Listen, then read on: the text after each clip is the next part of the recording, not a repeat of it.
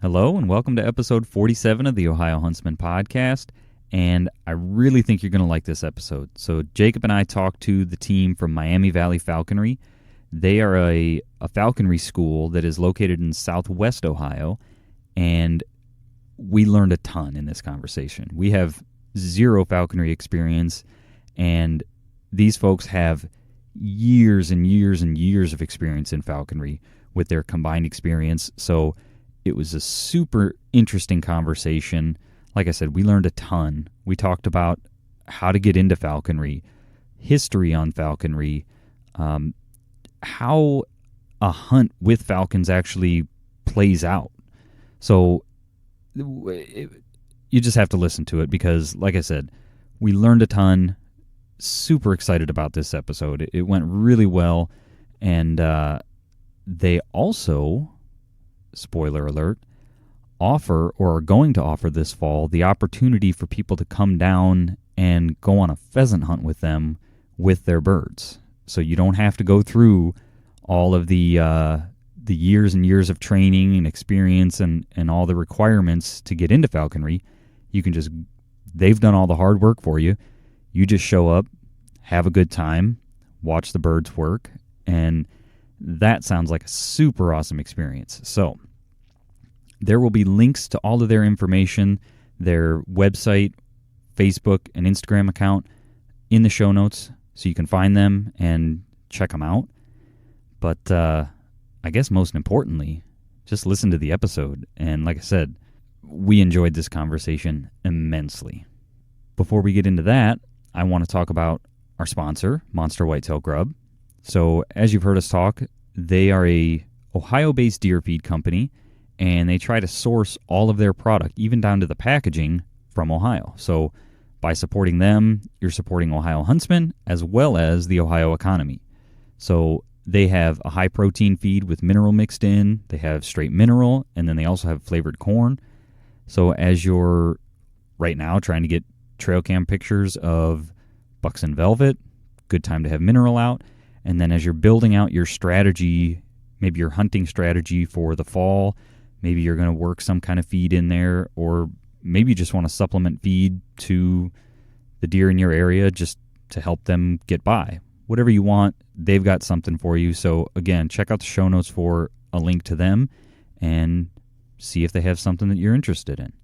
And now, let's get into the call with Miami Valley Falconry. Welcome to the Ohio Huntsman podcast, where three brothers, Jason, Jacob, and Jeff, discuss all things hunting in Ohio. Our goal is to be your source for accurate and reliable hunting news and conservation issues in the great state of Ohio, as well as some fun and interesting conversations along the way. This is the Ohio Huntsman podcast. Are you listening? All right, so on today's episode, we've got the Miami Valley Falconry. Are you guys a club or an organization? How do you guys describe yourself? We are a school. We call ourselves a school, and what we're doing, Okay. we're giving educational programs out to the public. We do, churches, schools, any event, corporate team building. Okay.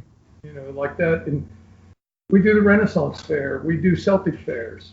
We do the Viking Fest. You'll see us almost anywhere. Awesome. Elementary schools, we go out and do a lot of conservation and education about raptors. Okay. So we've got a couple voices there. Why don't you guys go around and kind of introduce yourselves and give a little background maybe on either how you got into falconry or how you got involved with Miami Valley Falconry. Okay, so my name is Adam McGuire. I'm one of the team members here. I've been a falconer for almost 6 years now. I actually learned from Doug, who's here with us today. I got into falconry because a falconer actually came to my elementary school when I was in 4th grade, and I always knew I wanted to do it. And then when I got out of the Army Reserves, first thing I did was got a hold of the falconers here in Ohio. Someone linked me up with Doug, and that's kind of it. Okay. My name is Becky Geiger. And Doug and I are married, and we've been practicing falconry, me with Doug for the last 22 years. I've been in and out of falconry at various times, And recently we started Miami Valley Falconry and dove right back in head first and started doing conservation and education and just been having a blast with it. And my name's Doug Geiger. I've been a falconer for near 50 years, and I've been flying birds of prey, every kind of bird of prey that's native to Ohio, in the falconry circle. That is no owls. I fly, red tails, goshawks, Cooper's hawks, sharpies, and peregrines and the hybrid falcons, and that's the stuff we've been flying and dealing with. And this all lends to the show because this is part of what we have to. You got to know all this stuff to accomplish being able to, educate the public. Okay, so we've covered introductions. So I kind of want to, and we started a little bit about what Miami Valley Falconry is about, but I want to kind of talk about what it is you guys do. Sort of what's your mission in life with Miami Valley Falconry? You said you're a school and education and conservation. Can you talk about that a little bit and sort of what's your grand mission with all of this? I think our mission foremost is going out and educating young people. We find that there's about 2 generations now of young people that have primarily lived indoors, and it's shocking to hear how many kids have never even touched a tree, never been taken fishing, can't identify the local dicky birds that live in their backyard, let alone the raptors. And we know that as us older people die off, these are the people that are going to be left to take care of the environment and all the critters that live in it. So that's really our thrust. And you're kind of doing that through the lens of falconry, and that's sort of your way to educate the youth and as a way to get them outdoors and involved with the wildlife and the wild species and things like that?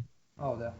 It is, and I think Doug makes a good point to that fact, in that when we discuss falconry, it's not just about the birds themselves, but when you talk about falconry, now we have to branch out and talk about all the other species that these birds catch, all the things we go hunting for, and how you look for those other species and where they live and how they interact in the environment. Yeah, when I first started falconry, learning under Doug, that was actually one of the things he made very clear to me. He said, I'm not just going to teach you about these birds. When we walk out somewhere, I point out a tree, you better be able to tell me what kind it is. We see a bird that flashes that's not a bird of prey, I want you to at least be able to get closer, be able to identify that. And ever since then, it's been a great, falconry has become a really good avenue on learning more than what is just birds of prey, but like Becky just said, everything there is to it. And that's what falconry does for you. It introduces you to the wild at a closer relationship than it ever did when I was a young man and I gun hunted a lot. And I got to the point where I thought, I would really enjoy this more if I could get a closer relationship with all the animals I'm chasing around or I'm observing. And with hawks, it was like I really didn't have to, I didn't have to shoot anything or do anything like that, but I could definitely be out there in the wild and spend as much time as I wanted associating with the wild and all the critters. And really what I accomplished, I could hunt and hunt and hunt, but really I never took anything away from it because it all went straight back to the birds I was hunting with. Okay.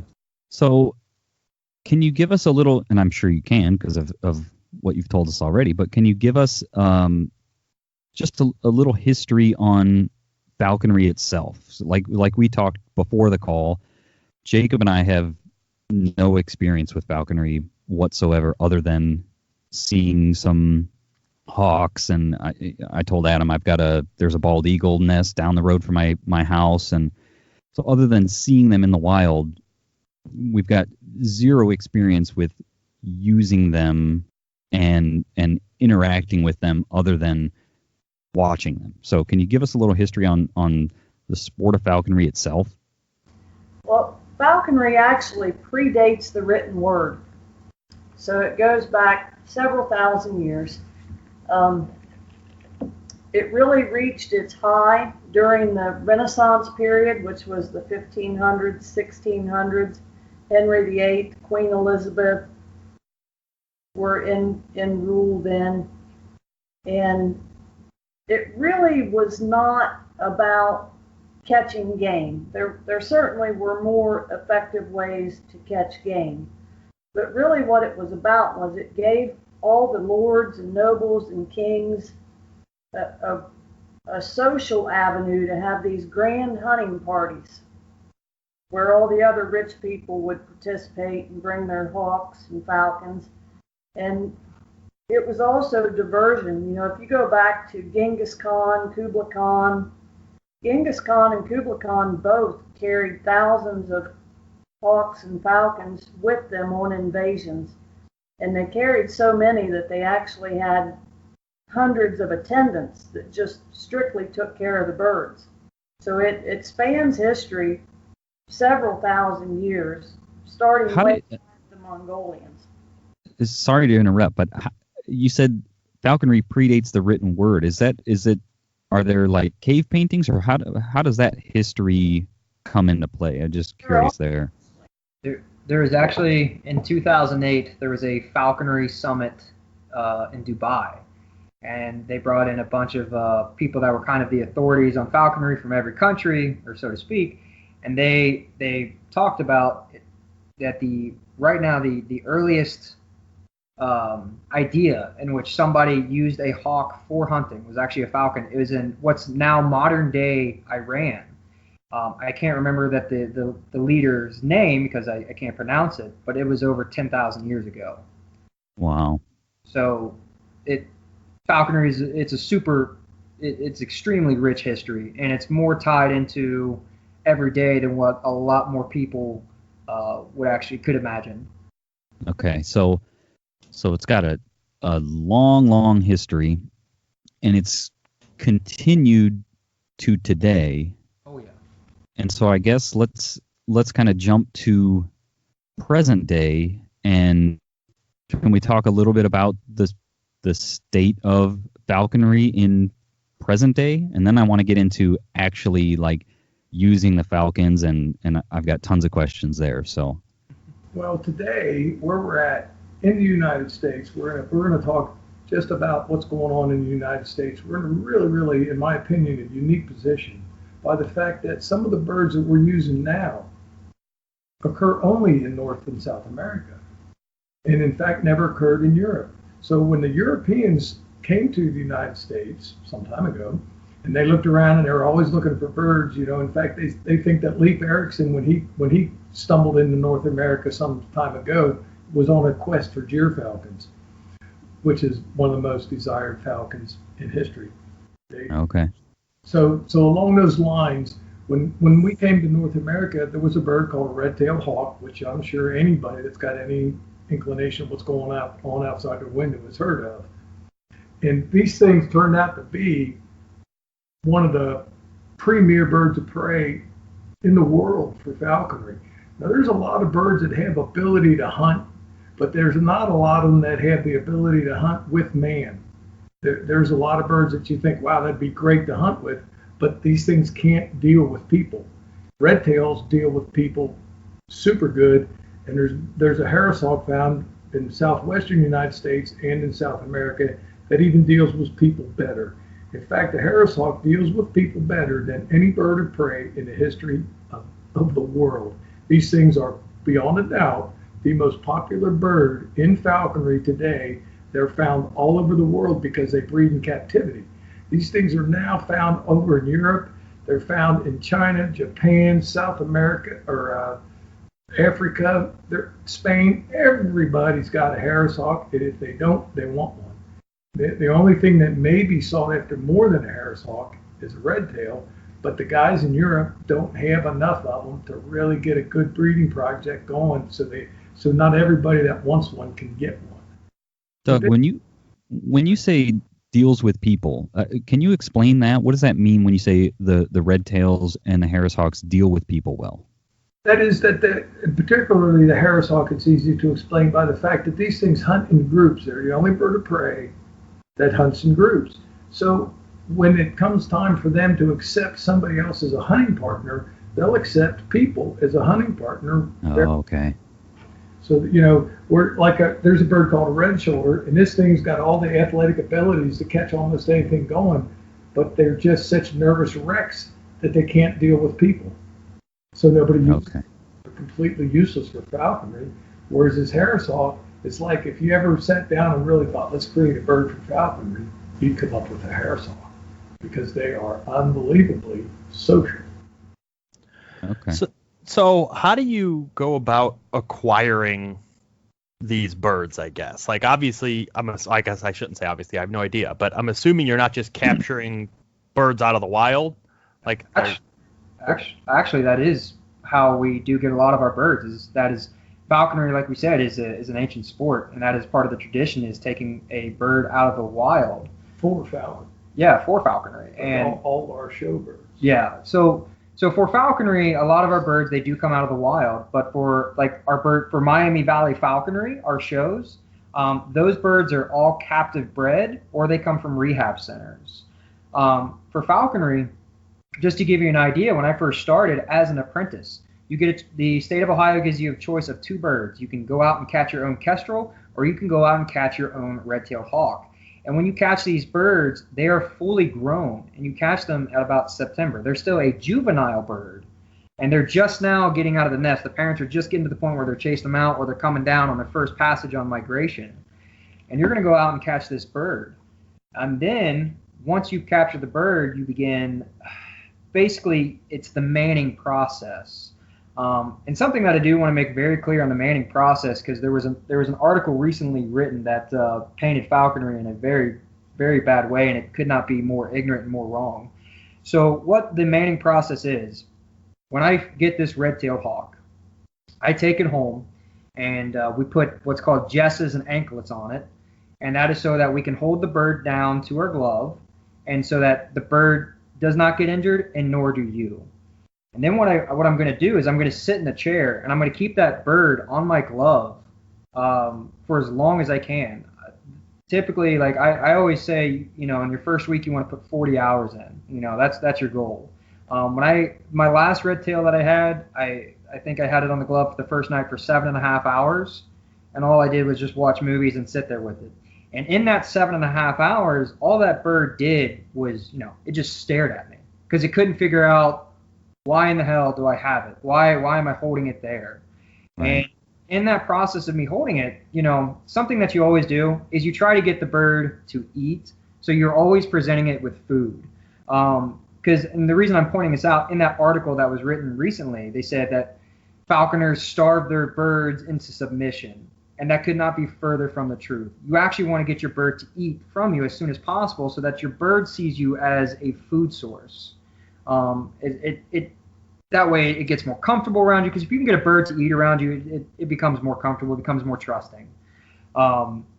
Because, the starving to submission, that is such an ignorant statement, and it paints the falconry community in such a bad light. It's unbelievable.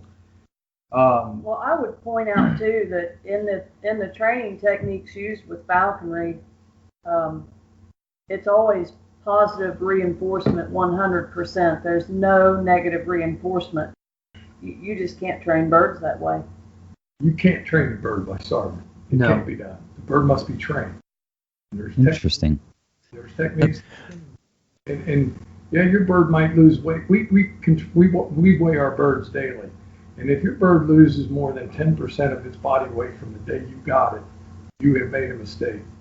You've got to start your training technique over again. Get that bird fat, and that includes it. You always want to feed it on your glove at first. That's the primary objective. But if the bird is too high strung, just doesn't like what's going on, something's bothering it, you're going to have to feed it. You're just going to have to leave it with food so it'll eat. Because you have to keep its body weight up. Well, and these birds, when they get trained up and they are actively hunting, I like to make the comparison between them and Olympic athletes, because that's really the condition they're kept in. Okay. So 2 questions out of that, and you can answer them in either order that you would like.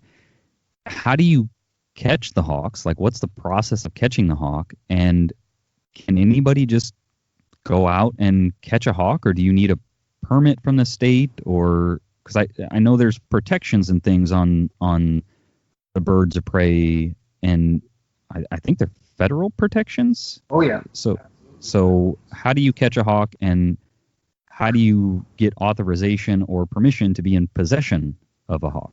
I don't know if we can tell you how exactly detailed we catch hawks, because I don't know. You don't necessarily want every Joe Schmo going out and catching a hawk, because that is very illegal. So that's something we should probably keep with us.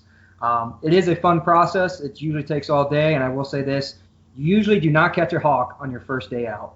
You can sometimes go out every day of the week, and you may not even catch a hawk. It is an arduous process.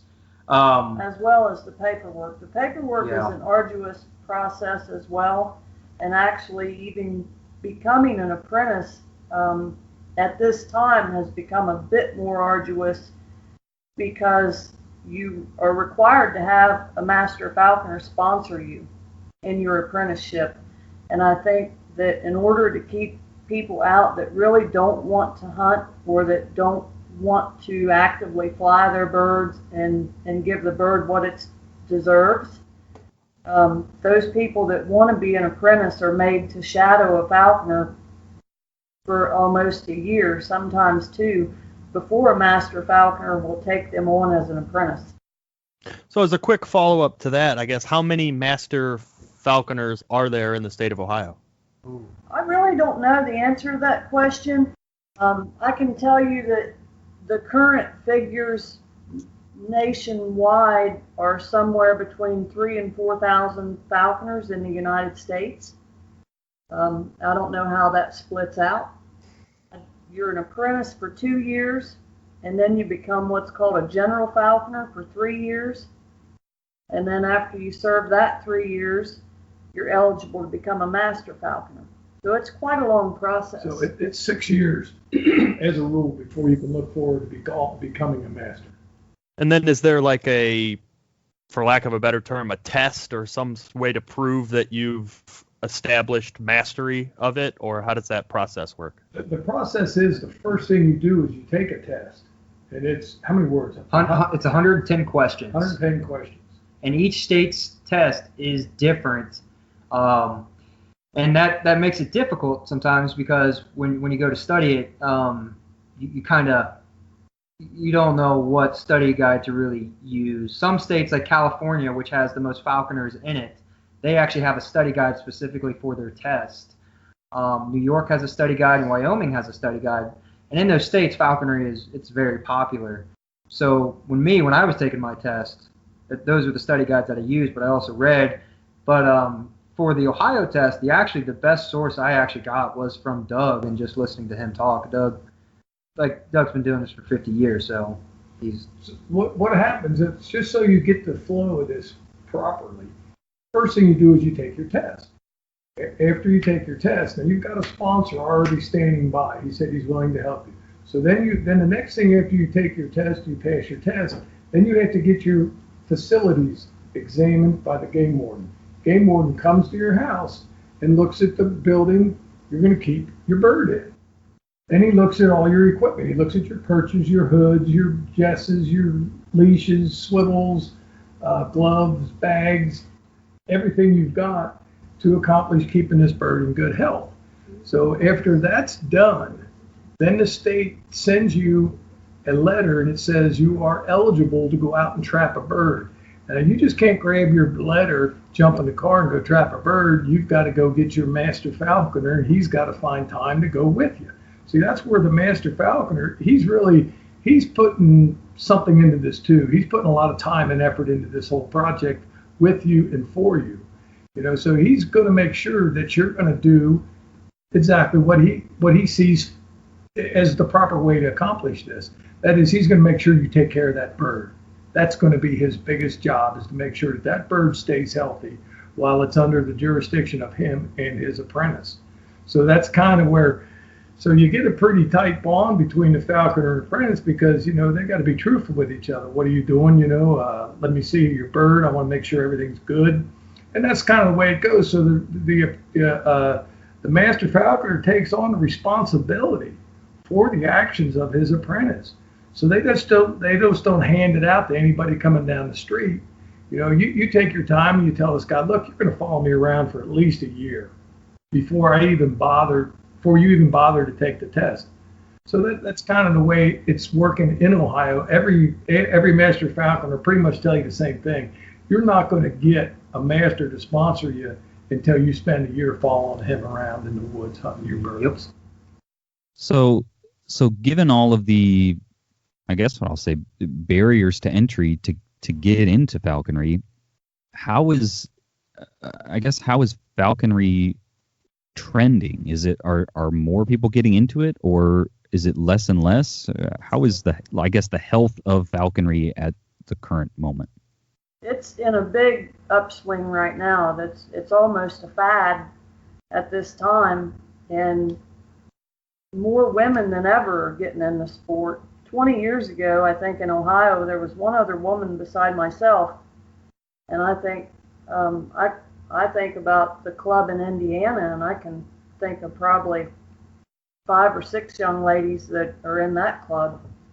So it's very popular right now. I do want to go back and clear up. I think I incorrectly stated the general class was 3 years, and actually that's 5. So if you go back and do that math, that's 2 years as an apprentice, 5 as a general before you're eligible for master. So okay. A little bit more lengthy than what we originally stated. It's basically a master's degree to become a master falconer. It's 8 years. Yeah. Yeah. Wow. Yeah. Wow. Well, that's good to hear that, because I would have guessed that, given some of those restrictions, and it sounds like rightfully so, you need to have those restrictions in order to make sure that people are doing things correctly and treating the birds correctly, but I would have guessed that given the time commitment required to get into it, that things would be on a downward trend. So I'm happy to hear that things are actually in an upward trend. So that's good.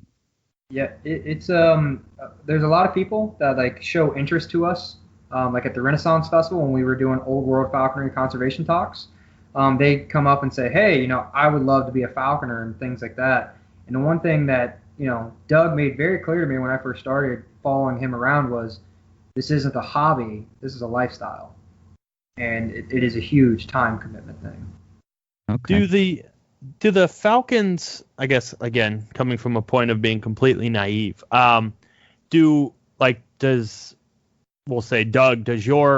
guess first question, as a master falconer, are you allowed to have more than one bird of prey, or is it kind of a 1-to-1 ratio, or how does that work? And then follow up to that is, are the birds partial to their owner, so to speak, or could any of the three of you kind of take out each other's birds? Well, it depends on how good a falconer you are. If you're allowed to, if you really know how to handle a bird, they trust everybody. And that's kind of a unique situation. When you see a guy handling a bird, if somebody else comes up and gets close to the bird may react by rearing its head back a little bit, and you immediately know that this falconer's not handling his bird just exactly as good as he could. A lot of birds won't fly to other people because they distrust their falconer a tiniest bit. And when you see that, when another bird won't fly to somebody, you just go, that guy could do a better job of training his bird. So that, having said that, a master falconer is allowed 6 birds, 3 from the wild and 3 captive bred. The point is they'll only let you take 3 birds out of the wild. Handling 6 birds I've done it, but it's tough. You really got to spend a lot of time. I can only do it because I'm retired. Otherwise I wouldn't have the time. And I wanted to kind of describe a classic hunt for you guys so you kind of got a better idea of what we're doing. When we let's just grab a bird. Let's say we're flying a redtail, which is what most guys fly. That's the most popular bird in North America to fly. You got your redtail, you got him trained, and you're hunting with him. He knows what you're up to, and you know what he's up to, and you two are made a team, and you're going to get your beagle dog out, and you're going to go take a walk in the woods. And what you do is you take your bird, and you put you put a different kind of jesses on it, which is little strings that attach to their leg, leather thongs, and you turn the bird loose. This bird's flying completely free. And you've had him hunting before, and he knows what you're going to do, and he knows that he wants to stay close to you. So you start walking through the field, or you start to walk toward a woodlot or down a little hedgerow, and a bird will follow you tree to tree and keep an eye on anything you're doing. Now, if any time you jump something up, squirrel, rabbit, you'll yell ho. That's our standard scream. We'll just all scream ho. And that bird knows what that means. That means we spotted quarry. And this thing's swiveling its head. And 99 and 9/10% of the time, the bird will see the quarry before you ever get a chance to yell. And at that point, this bird's up in a tree. It might be 60 feet up. Is that the higher the better, because it can build up more speed. So now the bird sees the rabbit, and it slams into this thing doing Mach 1. They're going, I guess, 45 miles an hour. And they'll hit this rabbit, and at no time will they put on the brakes. They're slamming into this rabbit as hard as they can. And what they want to do is they want to knock it silly. They really want to blast it. And they're doing that so they can knock the snot out of it, so that this rabbit or squirrel basically gets hit so hard it's incapacitated. Now, these birds kill by constriction. Red-tails and harris-hawks and goshawks kill by constriction. That is, they grab their quarry with their feet, and the strength in their feet exceeds that of a strong man. So they literally crush the life out of whatever they got, be it rabbit or squirrel or mouse or snake or frog or whatever it is they got. But you got to understand, these things, once they get good at it, that is, they learn how to dispatch their quarry, you can't get there in time to save this critter, because they've got it dead sometimes within 30 seconds, sometimes within 10 seconds, they've killed it. At that point, you're a falconer. Now you caught something. Your bird's got something. And that's not hard to accomplish. What's hard to accomplish is to get that bird to catch, let's just say, a rabbit. You got your rabbit, the bird's killed it, it's starting to eat it. Now what is going to make this bird want to give up that rabbit, come to you, and then let you put the rabbit in the bag and go out and catch another one, and another one, and another one, and another one, and then do the very same thing the very next day? When you can accomplish that, then you're a falconer, because now you've got this bird trusting you so much that that you're using the fact that they love to hunt. They'd almost rather hunt than eat. And they get to the point where they're just killing rabbits because it's an absolute blast to them. And they're just more than willing to let you give them their share at the end of the day. Hey, I want to pause this real quick and ask you a favor. If you're enjoying this conversation and you think it's been worth your time so far, pause the episode, take a quick screenshot, and share it to either Facebook or Instagram and tag us in it, just as a way to say, yep, I like the content, keep up the good work. I would really appreciate it, because that's also going to help other people find out about the episode and all the past episodes that we've done. So if you're enjoying this, take a quick screenshot, share it to social. I would greatly, greatly appreciate that. Now, back to the conversation. So they actually, when things are going good and it's a well-trained bird, they're actually bringing the rabbit or squirrel to you, or are you going and collecting it? That's actually one of the most common asked questions. Everybody wants to know, do they bring it to you? But they do not. And actually, that's something that is called carrying, which is heavily discouraged. You never want your bird to carry anything. So when we're out hunting, as Doug said, we're more like the dog. We're beating the brush and we're jumping up the game, and then they catch whatever it is we jump up, and then we make in is what we call it. And what that is that's getting that bird to trust you and accept you enough to get down on the ground with your face and hands mere inches from that bird's beak and talons, and allow you to reach in there and deal with that quarry it's caught, and cut little pieces off of that quarry and tidbit that bird those little pieces. And get it to accept you and trust you and allow you to do all that without harm, and with it still being very happy in the end and willing to go catch another quarry. Okay. So I guess in follow-up to that, what does that process look like? Like, I'm imagining that's got to be pretty intimidating the first time you go in there to take something from your bird. So I guess, how does that training work? Everybody's sitting here nodding their head. Yeah. It's intimidating. What's really intimidating is there's a reason that the state of Ohio and most other states allow your first bird to be a redtail. And that is because they are big, rough, tough customers. And, you can make a lot of mistakes, and that bird's more than likely going to be able to survive it and still thrive. So, and they know you're going to make mistakes. That's part of the process.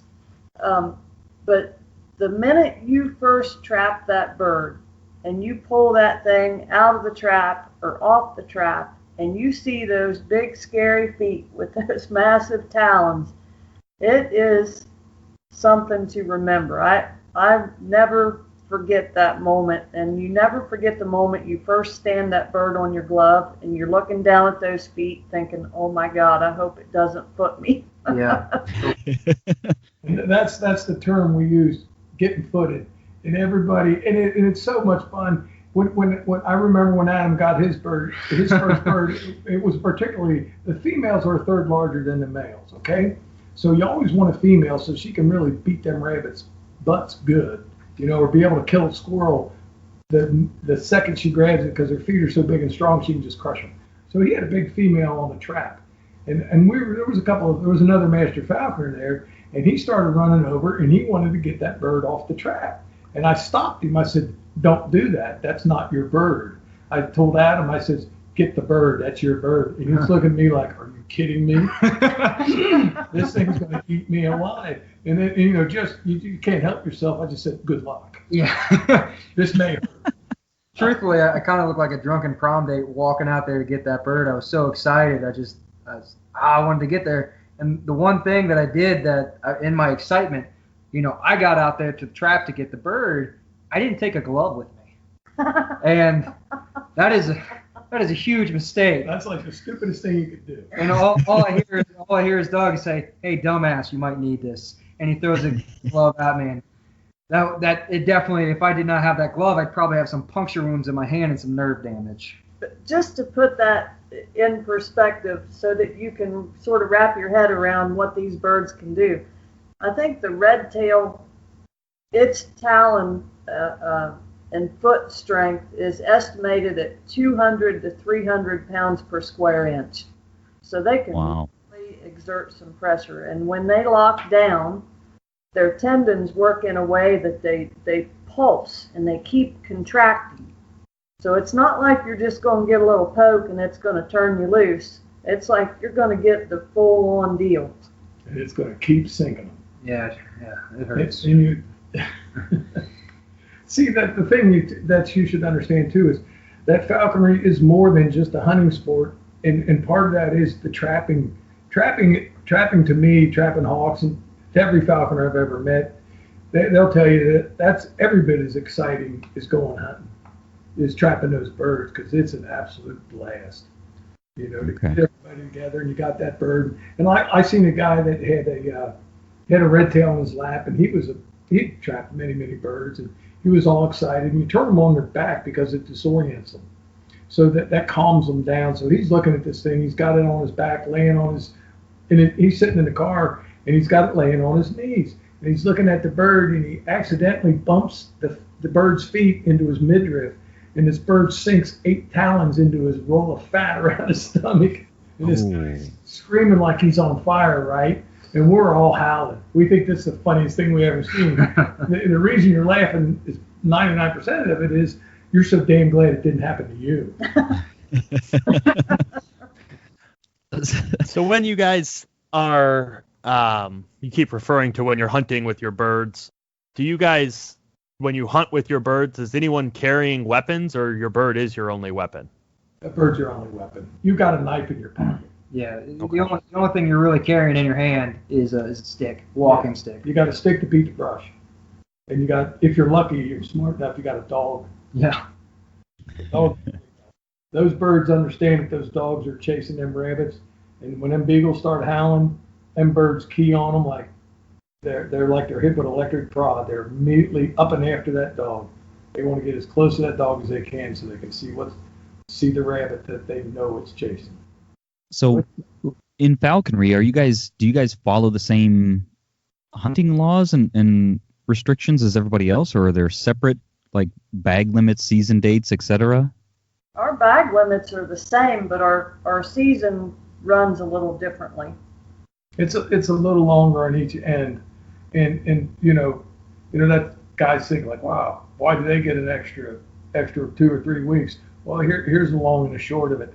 They've studied what we're doing, for the last almost 50 years. They've been looking at, they make us send in every year. We send in how many hunting trips we went on, how many rabbits we caught, and when we catch a hawk, we have to let the state of Ohio know we caught that hawk within 5 days of when we caught it.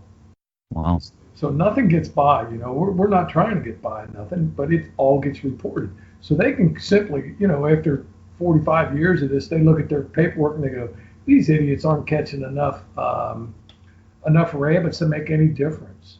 They're not taking enough birds of prey out of the wild to make any difference. And they made an impact statement. It was after 40 years of falconry, licensed falconry in the United States. They said the impact of falconers on birds of prey is 0. And they said the impact of falconers on wildlife is 0. So we basically, and that's to me is the beauty of the sport, is that we all kind of fit into nature. We're really not we're not upsetting the balance. We're just fitting in. Sure. And where do you, I guess, when it comes to hunting, are you guys, is it private property? Is it public land? I mean, how do you, I guess the interface of if there's guys out hunting rabbits traditionally with firearms and dogs, and then you guys want to hunt with hawks, how does that all mix? We hunt both. It can be private or public. And really a lot of the areas you hunt probably would surprise you. It's a lot of small industrial type lots in the inner city. The reason we do inner city is, first of all, nobody's got chickens running around in the yard. Second of all, there's no gun hunters. And we strictly stay away from gun hunters like we know what's going to happen. I had a guy shoot one of my Harris hawks 2 years ago. Oh, wow. That was I had 6 years of training into that bird. I paid $1,000 for the bird, and I spent 6 years training it. And this guy blew it up. So I was, you really got to be careful. Yeah. So you've talked about rabbits and squirrels. So it sounds like you can hunt multiple species with a red tail, for example. It's not just for hunting rabbits. You can hunt multiple game species with a single hawk. Oh, absolutely. Yeah. Red tails are they're big, tough birds, and their forte is their ability to just be the roughest character in the brush. I mean, they slam in. I've seen a red tail hit a rabbit so hard that it blew the guts of the rabbit out the other side of the rabbit. I mean, wow. These things are tough beyond your wildest hallucination. So yeah, you can hunt squirrels, but a red tail's not nearly as fast as a goshawk or as agile. So you're kind of limited. You're really not going to become proficient at catching ducks with a red tail. You may catch the occasional duck with a red tail, and that's just like, wow, that's really cool. I caught a duck. Well, that's as far as it's going to go. And every now and then, some guy's red tail will slam into a wild turkey and kill it. Those wild turkeys are big, muscular animal, but they pretty much, once they get grabbed by the head, they pretty much fall over. But it takes a red tail, you're looking at an animal that's 3 or 4 times your size, and most birds won't attack them. But every now and then you get one. So the whole point is, if you're going to fly a red tail, you're going to hunt rabbits and squirrels. You may get a duck, you may get a turkey. They're certainly not going to get a pheasant because there's none in Ohio. I haven't seen a quail in 40 years in Ohio. So you're not going to hunt those. Yeah. It's pretty much rabbits and squirrels. So do you ever, I mean, we're talking about multiple species here. Does the bird ever catch a non-target species? It happens. And there is laws set up for that. And it goes as follows. If your bird catches something that you're not allowed to be killing, you can let your bird eat it, or you can pick your bird up and get it off of that and walk away. But you cannot take that thing home with you. Yeah, Can't remove it from the field. It's called the let lay rule. The let it lay law. You just let it lay. I had a female Harris hawk kill an adult female turkey And it broke my heart, but I had to let it lay. I just let it lay in the woods, and I'm sure the coyotes ate it. But that's the way it is. So, are there things that, I guess what I'm thinking about is other things. I mean, like rabbits and squirrels are things that people see as food species, but I know hawks eat, snakes and frogs and things like that. Are there, I guess, maybe the areas that you're hunting prevent those type of things, or maybe because the hunting of the rabbits and squirrels is more exciting than, say, a snake or a frog, they leave those alone, or how does that work?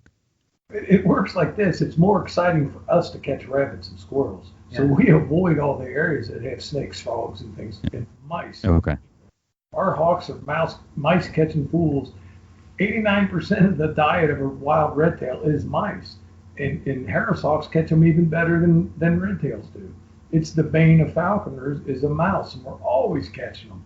Now you got to steal something you got to rob your bird of a mouse that it really wants to eat. And every time you do that, this bird is going, I don't trust you as much as I did a minute ago. Yeah. So, you really I avoid fields that have mice in them like the plague. The only thing I avoid more is fields that have shotgunners in it. Or kitty cats. Kitty cats. Ooh, they're bad news too, because you do come across wild cats, feral cats. And in particular, Harris hawks, they'll catch them. And if your bird gets bit by a feral cat, it's not good. If the cat happens to have cat scratch disease, your bird's not going to live to see the morning. They can rapidly develop an infection. They'll kill them pretty quick. Oh, wow. Yeah, cats are an invasive species, and they really don't belong in the North American continent. So. Oh boy. There's a lot of. That's the sore spot there. Yeah, there's a little bit of hate for cats here because there's nothing more frustrating. You're driving past a field, and you're like, man, that looks like a great field. Let's go over there. Let's do it. There's snow on the ground. It's 25 degrees. Perfect day. You look down. You see cat tracks. You just get in your car and leave. They've killed all the rabbits. There's not going to be anything there. Okay. So have you ever had a hawk grab somebody's house pet or something?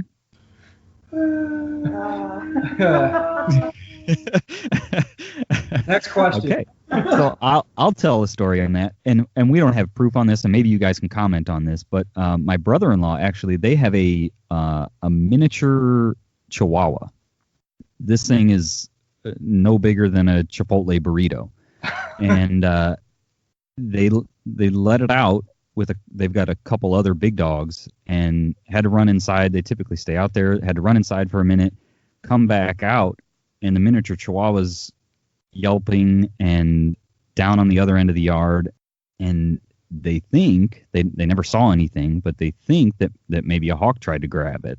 And I don't know if that's, would a wild hawk go after a house dog like that, or? Not typically. I mean, sometimes it happens with a trained hawk because when we train these hawks, we've overdeveloped their confidence to take game. Okay. So it's more likely that scenario would happen with a trained falconry bird than it would happen with a wild bird. Okay. When these birds, if you see these birds, when you're hunting rabbits in particular, you'll see the bird, a new or younger bird, it'll grab the rabbit, and you'll see it looking at you as you're running up to it like, you better get here quick, because in the second you put your hands on that rabbit, they'll release their grip because they know you're going to help them. And it's like wherever you go, they're like a kid that's got a big brother. Wherever he goes, the little kid's going to pick a fight with anybody he can find because his big brother's going to kick their butt for him. And that's the same way with these birds. They look at something, they go, I don't think I can handle it, but I got the naked ape with me. He'll help me out. And you can see them. You can see the little brains working. You're looking at me going, dang on it. It's going to be the big brother syndrome. I got to go over there and choke this cat. Right. So over the 50-year period, I can say incidents of the dog nature have been maybe 2. Okay. So it's definitely not a common occurrence. No. It's not something that you go, wow, I can't train my bird because I'm scared that it's going to catch a dog. Yeah. Okay. In the wild, any dog that a wild hawk would see would be a coyote, and that's a direct threat because particularly when you're hunting in an area where there's a lot of coyotes, and your bird grabs a rabbit and say that rabbit starts screaming, that's a predator call. That's going to bring the coyotes in. Right.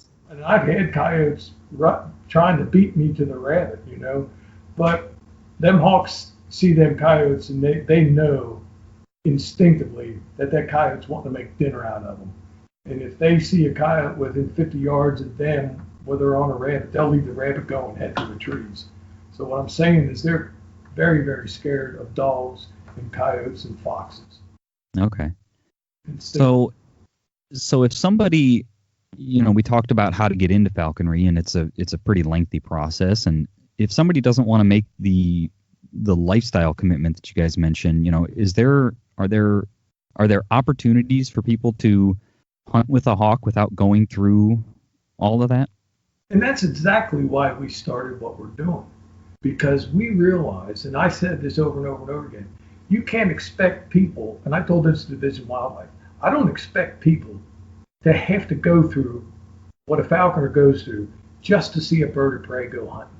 And when we started this whole thing, I told them, I said, my desire is that I can let people see falconry and be a falconer for a day without having to put 8 years into it. And that's what we're trying to accomplish right now. We're trying to get to a point where we can take people hunting and with our birds. And I've taken many people hunting with birds. The problem is, if you go a day and you're out there for 2 hours and you don't see a rabbit, for me, that's okay. I expect that. But if you take somebody out and you tell them, I'm going to take you hunting, and you take them out for 2 or 3 hours and you don't see anything for the birds to chase, they're looking at you like, why the heck are you bothering to do this? Yeah. So what we're trying to do now is set up a hunt that will be successful and make it work like it really does in the wild. So what we're looking at this point is how we're going to go pheasant hunting, and we can go pheasant hunting at pheasant farms, at the shooting preserves. The only problem is if your bird flies over into the other part of the preserve, which they can do so easily, it's unbelievable, there's a good chance somebody's going to shoot it. So now we're kind of stuck with, do we have to start our own preserve so that we can take people hunting? Okay. So, and that's kind of where we're at right now, is our battle to figure out how to do that, because we really do want to be able to give everybody the opportunity to see falconry as we do it. And that's really just another avenue for us for education and conservation of the species. That gives us a chance. You got to entertain people with what you're doing. It has to be entertaining, or they're just not going to pay any attention to you. So while we're entertaining you, we get to bore the snot out of you and tell you to quit putting poison out for mice, because the balance of nature will take care of the mice if you just give it time. Okay. So you guys are working on getting a program going where people can come out with you and hunt with the birds. Now I'm assuming they're not holding the birds. They're just there, sort of participating in flushing game and that sort of thing. Is that how that would work? Kind of. We have a certain set of laws and guidelines in which we have to adhere to that is sent down from the federal and state office. So they can hang on and hold to a bird for a brief moment, but once the hunt starts, our birds are going to be in the tree anyway, because that's where they get the most optimized opportunity. Yeah, chances, the best chances to snag whatever it is that we are going to flush. Sure. So during the hunt, no one's holding the bird. They will just be just like us, beating the brush with a stick. We may or may not have dogs with us, but for all intents and purposes, we are going to be the dogs for the hawks. They will have several opportunities to call the bird to their glove, which is what most people are looking for. Most people are not looking to be directly involved at releasing the hawk at quarry. Okay. So I guess, where do people go for more information? Is that something that you currently have access to, or it's still in the works? How can people find out more information about that? So we definitely have information on it. It's going to be at our website at www.miamivalleyfalconry.com. We also have a Facebook and an Instagram, Miami Valley Falconry. They're updated pretty often. So right now we're still waiting on to determine the exact dates in which the tickets or which the hunts will happen. So tickets aren't up yet. The hunts will start in the fall. We will probably start in November, and then we will end in March, because the falconry season is actually from September till March. So that's probably when we'll start, is in November. Okay. And just for listeners' sake, we'll have links to their website, Facebook, and Instagram page in the show notes, so they'll be easy to find. So I guess, Doug, you mentioned the poison. What are sort of the sort of, what am I trying to say here? The current issues, any problems, anything, like with deer, the talk is CWD. Are there other like health or environmental issues that are a concern for wild falcons and or the sport of falconry itself? Well, the way it is, the sport of falconry revolves around all the birds of prey. So, you kind of are one of our goals is to, give information on protection of those birds. So what's happening right now is every farmer in the world gets something called fly bait. Have you ever heard of fly bait? No. Oh, it's a relatively common poison, and they use it. They spread it on horse manure, anything that flies are attracted to, and it kills flies. The unique thing about this stuff, you can spread it on a carcass and throw it out. And say you found a deer carcass on the side of the road, you drug it home. You spread some fly bait on it.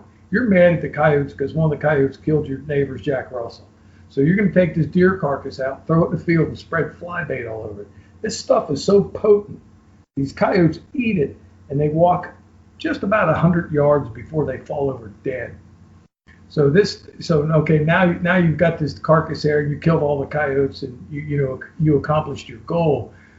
And so you're still accomplishing more because red tails eat carrion, as do bald eagles. So now you're killing them too.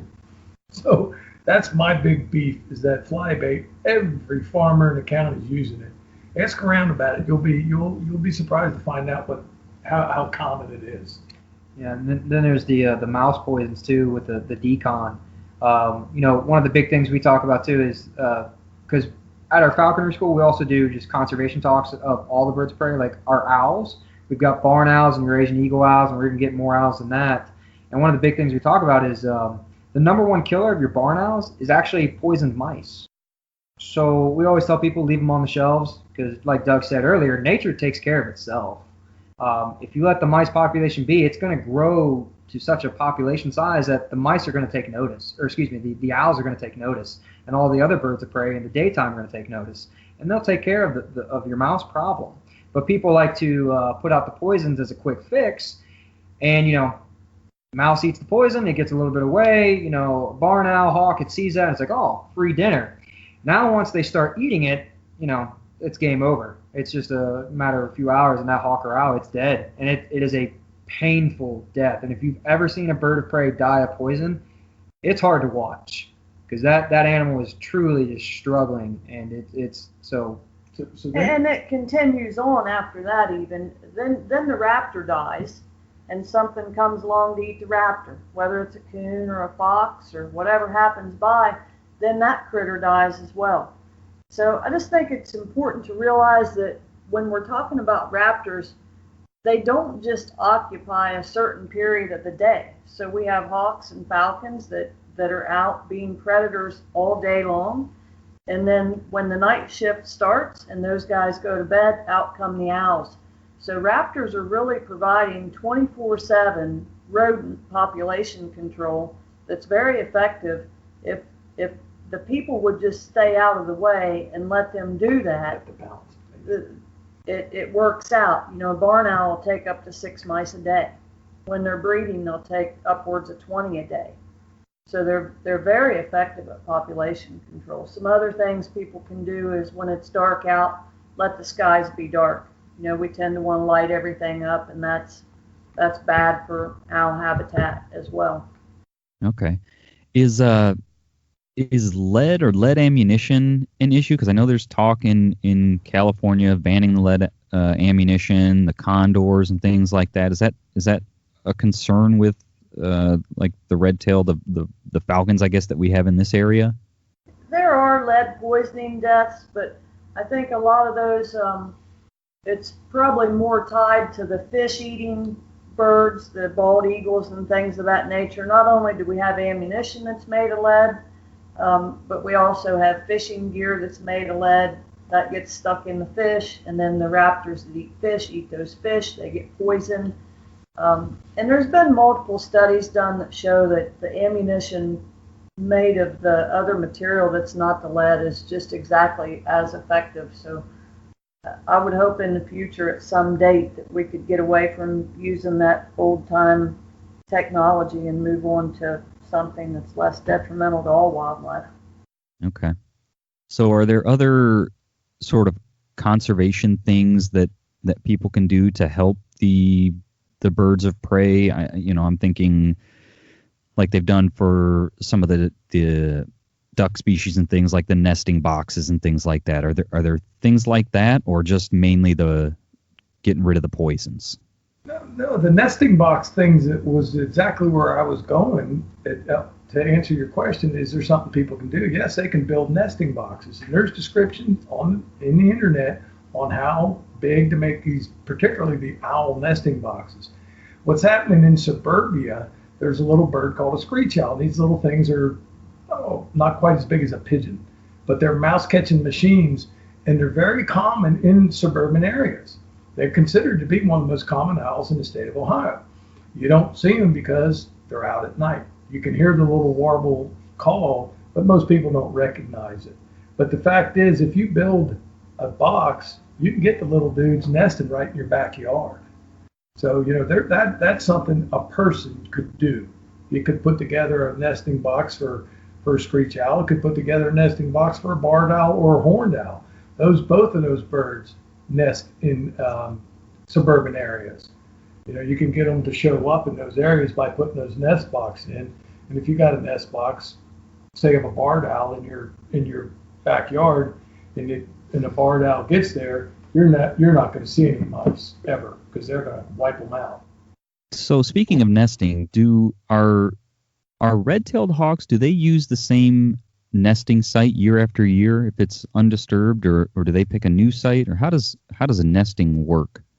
They'll use the same site unless a great horned owl comes and steals it, and then they'll have to build another one. That's very common. Okay. Horned owls nest in old red-tailed nest sites.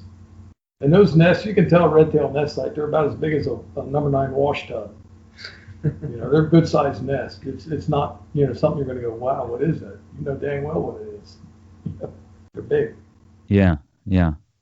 And is that because, like I said, there's a bald eagle nest down the street from my house, and it seems like that's they're always using that nest, and I'm assuming it's the same bird. Is it once they've established a nest, as long as nothing, a tree doesn't fall down or something doesn't, take the nest, are they continuing to use the same nest year after year? Yes, most of these raptors are monogamous as well. Okay. They'll use that nest. Some of those eagle nests will get so big they'll knock the tree down. Oh wow. Yeah, they'll after 20 years they'll get so big that the nest is more than the tree can take. Wow. Okay. So is there anything else you guys want to touch on while we've got you on the line here? It's kind of unique that you were talking about bald eagles. I don't know if people realize this. I was involved in banding bald eagles in the early 70s, and at that time we had to go to the Upper Peninsula of Michigan before we could find a bald eagle's nest. And there was 2 nests in the Upper Peninsula of Michigan in 1972, and that was it. There hadn't been a nest of eagles in the state of Ohio since 1950 at that time. Now there's eagle nests. I know where 4 or 5 of them are myself. So the reason I bring this up is conservation works. I mean, once we got rid of DDT and the eagle population just boomed, and in fact, the wife and I saw an immature female bald eagle in our backyard goofing around we got a little 1 acre pond, and this thing was just out of nest. You could tell the way it flew. It landed in a tree and it kind of crashed into the tree, and that's indicative of a young bird that's not coordinated enough. I'd say this bird got out of the nest just a matter of days ago, but that was a major thrill, particularly for me, having the history that I have, knowing what I know about them, and getting to see that eagle in my own backyard. I was dancing in the street. So the whole point of this conversation is that conservation works. We got to see them eagles, and people get to see them every day. And I'm just tickled to death over it. We want people to be able to see them for a long time to come. And that's why we're doing what we're doing and trying to get out here and particularly educate the kids.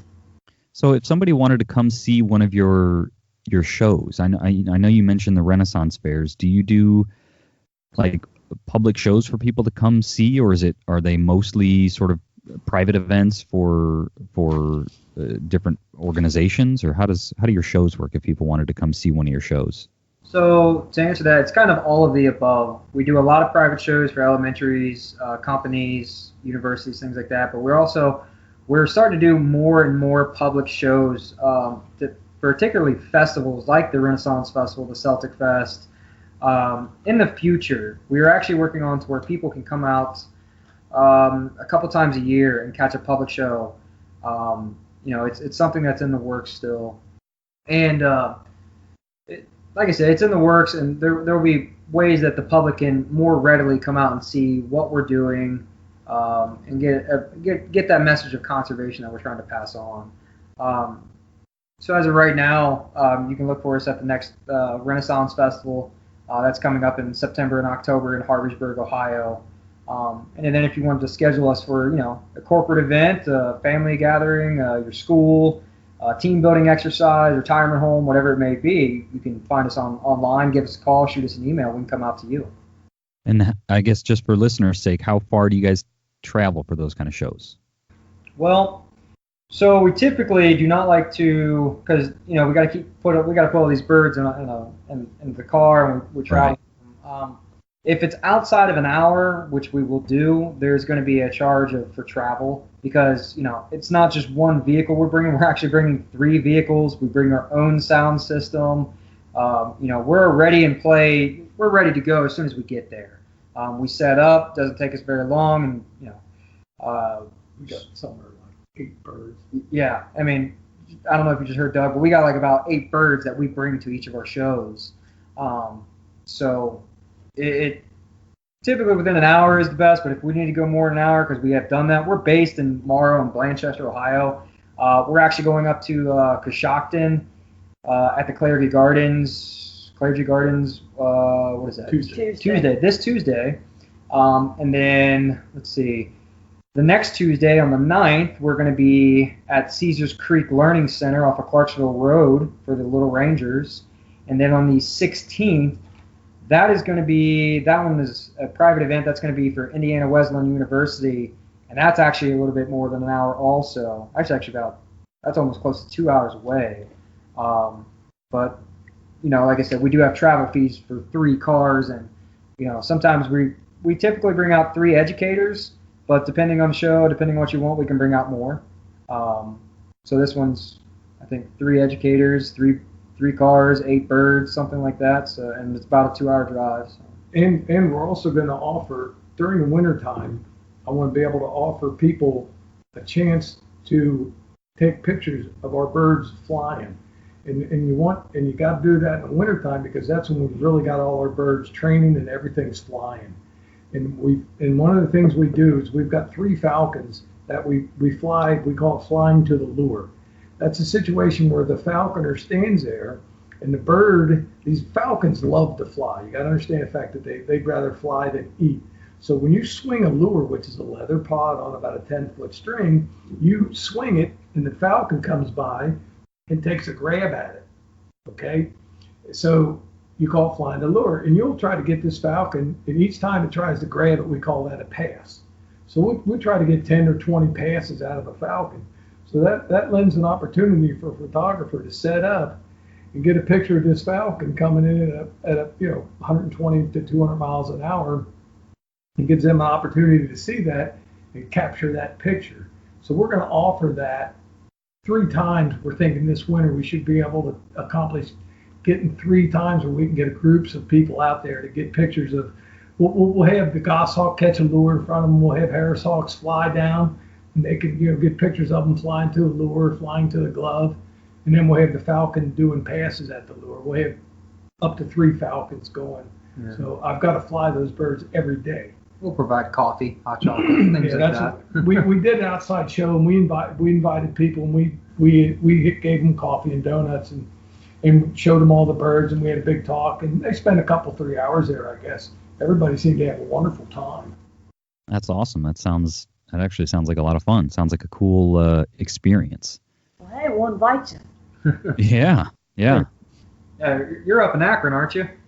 Yeah, just outside of Akron. Yep, that's where we're located. Yep. You totally come. That's what, a 3-hour drive? Probably, yeah, thereabouts. Well, it's worth it. You can come on down. Yeah. Down and go hunting with us. Yeah, we'll take it. You guys enjoy that stuff. Yeah, I'd love to. Yeah, Jacob and I were actually just talking about that. Like, that would be a cool experience. So any sort of closing thoughts you want to leave us and the audience with? Any kind of last word sounds a little morbid, but any closing thoughts, I guess, you want to leave everybody with? My closing thoughts would be, if you enjoy the outdoors and you have access to a kid that maybe doesn't get to enjoy the outdoors, whether it's a niece, your own son or daughter, grandchild, go pick that kid up. It's worth a day of your time to pass on the knowledge you have. I think people tend to think they don't have a lot of knowledge to pass on, and you may surprise yourself and find out that you actually have quite a wealth of knowledge to pass on to a younger kid. Get them out there, take them fishing, take them on a hike, point out killdeers and how they act when they have babies, all the stuff you learned. Flip over logs, look for salamanders, catch snakes in the creek, give them a crawdad, and just hand it to them, see if it pinches them or not. Yeah. You might surprise yourself. You might have a good time as well. Like that. My after church today, my daughter and I actually went on a little hike, and they must have just hatched. There was all these little tiny, I'm talking no bigger than a pencil eraser, little frogs on the trail that we were checking out. I knew that was, we have them as well. Yeah, those things are neat. I love them little dudes. Yeah. So there's the funny thing along those same lines of every critter out there has some predator that wants to eat it. And the thing that eats all those toads is called a red shoulder. And they're very common. They're the ones you hear them screaming all the time. They're noisy as heck. And they're frog eaters. They eat frogs, crawdads, and snakes. If you see a hawk with a snake, there's a 90% chance it's a red shoulder. Beautiful bird. Okay. Beautiful bird, just completely useless for falconry. But beautiful bird. Okay. All right. Well, any other closing thoughts, or do we want to end it with that? Like Doug said, conservation works. Like Becky said, get out and enjoy the nature. Take someone you might know, might surprise yourself, and I think that's pretty well it. Thank you for having us out. Awesome. Yeah, and I want to thank you guys for taking time to talk to us. Like I said, I will put links to your website, Facebook, and Instagram page in the show notes so people can find that. And we might have to take you up on going out on a hunt this fall with the birds. So I think that would be a lot of fun. Sounds great. Yeah. All right, guys. Take care. Thanks for everything. And there you have it. I told you it was good, right? Jacob and I know we learned a ton in this conversation, and we just really enjoyed talking to them. So hopefully you guys got something out of this. Hopefully you enjoyed the conversation. If you would, go check out Miami Valley Falconry. Either jump over to their website or check them out on Facebook and Instagram. Give them a like, give them a follow if you're interested in what they're posting. And as always, check us out on Facebook and Instagram at Ohio Huntsman Podcast on Instagram, and we're just Ohio Huntsman on Facebook. And check out some of our shirts. If you haven't got one already, they're super cool shirts. I'm trying, they probably won't be live when this goes live, but I'm trying to get some new designs out there, and I'll definitely let you guys know when the new shirts are available, and there will be a link to that in our show notes as well. So I think that's everything, and as always, Thanks for listening.